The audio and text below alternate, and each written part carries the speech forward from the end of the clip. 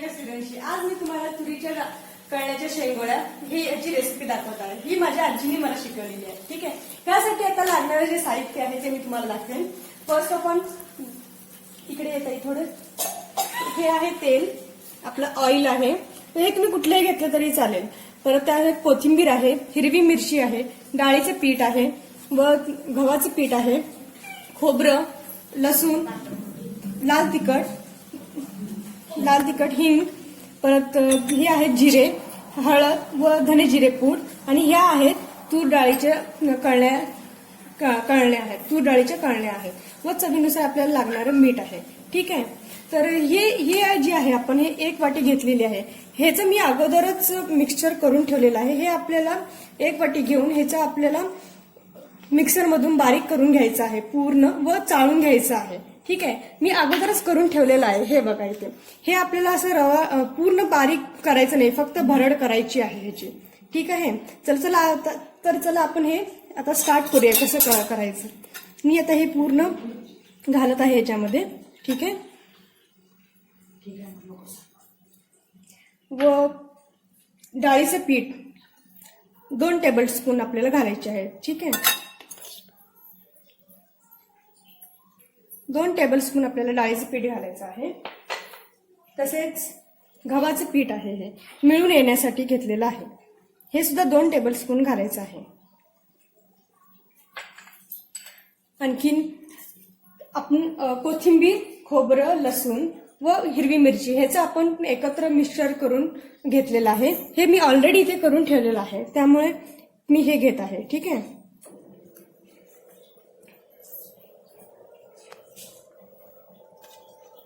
व लसूण सुद्धा आपण एकत्र केला तरी चालेल, नाही केला तरी चालेल.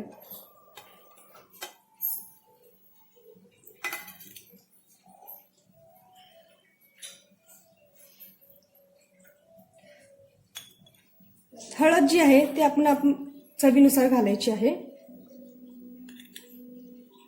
मी फक्त इथे 1 टेबलस्पून घेतलेलं आहे हे सगळं. हे आहे धने जिरे पूड,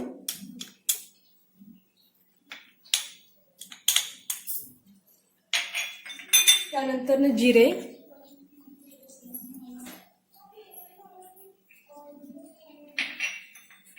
हिंग जो आहे तो मी खूप घेतलेला आहे. ह्यातलं पण आपल्याला थोडंच घालायचं आहे.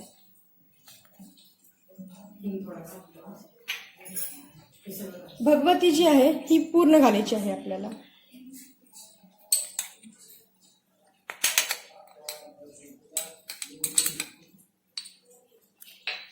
व चवीनुसार मीठ टाकायचं आहे. मीठ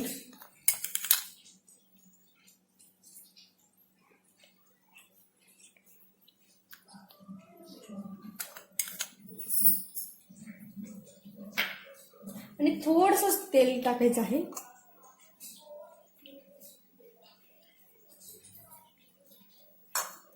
आणखी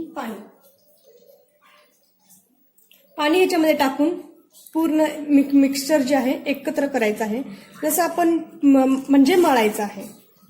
ठीक आहे.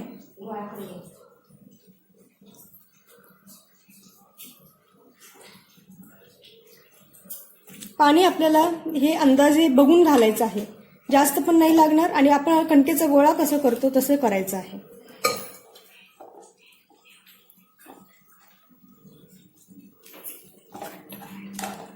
व घट्ट मळायचं आहे.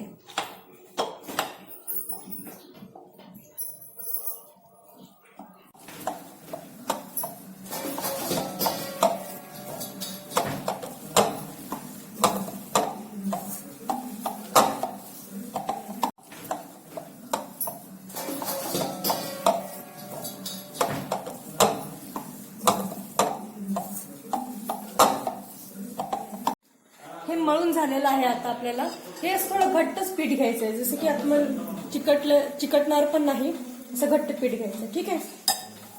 आता हे हा नंतर ना थोडस आपल्या हाताला तेल लावायचं. थोडं तेल लावायचं आणि ह्याचे बारीक असे छोटे छोटे गोळे करायचे व नंतर ना असं लांबुकळ्यासारखे लांब करून घ्यायचे. हे अशा पद्धतीने करायचे आहे गोल. ठीक आहे.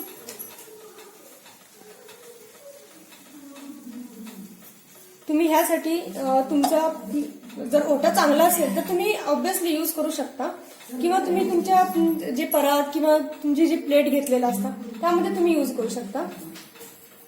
कारण की हे मोठे होतात गोळे आणि ते तुटतात बारीक असल्यामुळे, आणि ते लवचिक असतात त्यामुळे ते लगेच तुटतात. हे अशा पद्धतीने करून घ्यायचे आहेत एकदम बारीक. मी तर करून ठेवलेले आहेत ह्या अशा पद्धतीने. ठीक आहे. हे सुद्धा आता मी करून आता ह्याच्यामध्येच ठेवेल.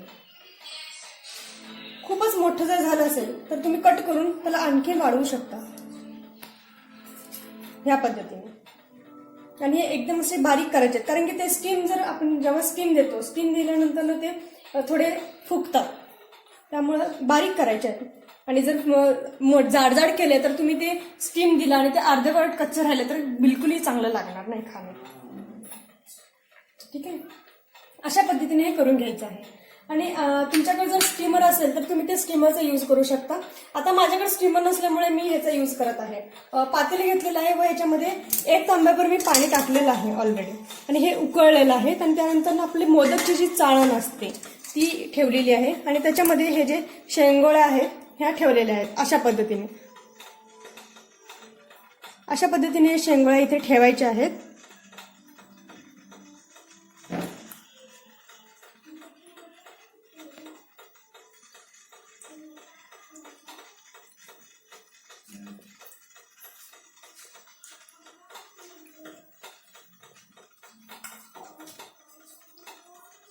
तुम्हाला जसं हवंय तसं करू शकता, लहान मोठे. जर तुम्हाला कुठले शेप द्यायचे असेल तरी तुम्ही ते देऊ शकता.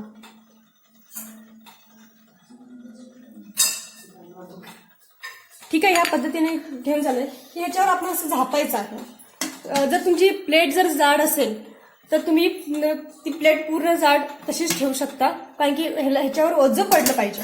त्यामुळे मी हा खलबत्ता जो आहे, कारण की इथून ना थोडी थोडी वाफ जाते, त्यामुळे मी इथून हा खलबत्ता ठेवत आहे ह्याच्यावर, काय तर अजिबात वाफ जाऊ नये व आपल्याला हे लवकरात लवकर शिजून तयार मिळावं, त्यासाठी मी हे करत आहे. ठीक आहे.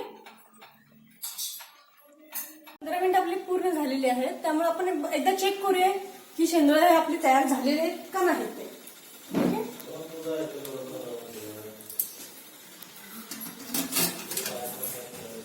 हे बघा, हे इथे असे काळे काळे झालेले दिसत आहेत आपल्याला. हे बघा, हे झालेले आहेत. तर आपण हे खाण्यासाठी एकदम योग्य आहे. तर आपण हे काढूया एका ट्रे मध्ये. आपण हे काढूया.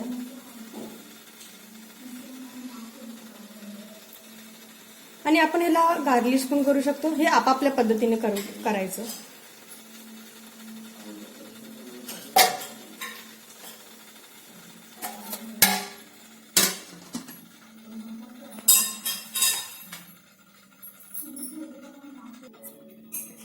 आता मी हे गार्निश करून ठेवलेलं आहे. तर ह्या पद्धतीने आपण हे शेंगोळे सॉस बरोबर खाऊ शकतो.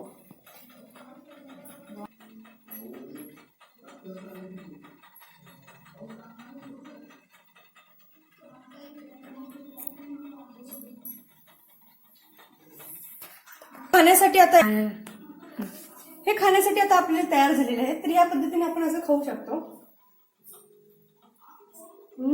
It's too yummy.